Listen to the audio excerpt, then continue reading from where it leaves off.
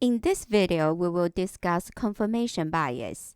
People tend to search for and interpret evidence in a way that confirms a predetermined assumption or conclusion. We tend to twist information to validate our existing beliefs and assumptions. We see what we want to see.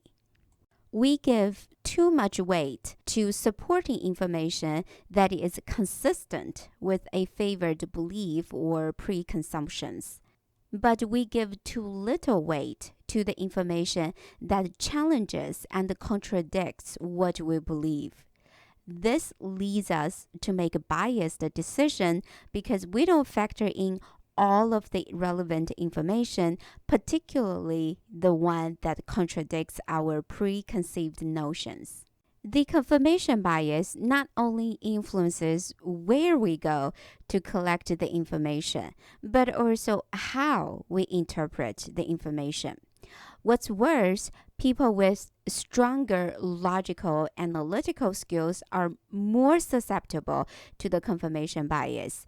The greater our cognitive capacity, the greater our ability to rationalize and interpret information to support our existing beliefs.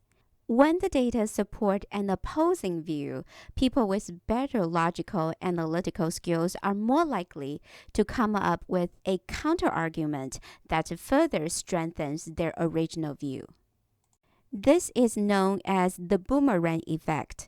Contradictory information does not make someone open-minded, but rather causing people to double down on their original beliefs. With the social media sites, it is easy for people to find like-minded people online, which makes people more vulnerable to the confirmation bias.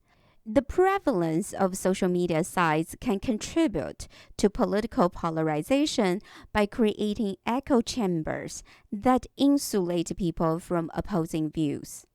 So here is the question. If we purposely expose ourselves to opposing views on social media, will that reduce our confirmation bias? To answer this question, the researchers conducted an experiment. They surveyed a large sample of Democrats and Republicans who visited Twitter at least 3 times a week about a range of social policy issues.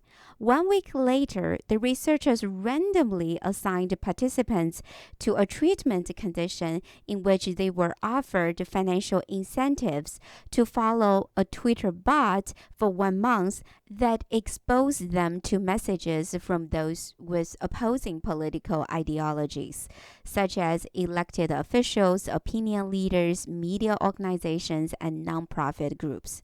Participants were resurveyed at the end of the month to measure the effect of this treatment. The results? Republicans who followed a liberal Twitter bot became substantially more conservative. Democrats' attitude became slightly more liberal after following a conservative Twitter bot. In this video, we talk about the confirmation bias. People tend to search for and interpret evidence in a way that validates a predetermined assumption or conclusion. Now it is time for you to provide an example of the confirmation bias and reflect on how it influences decisions made by you or the people around you.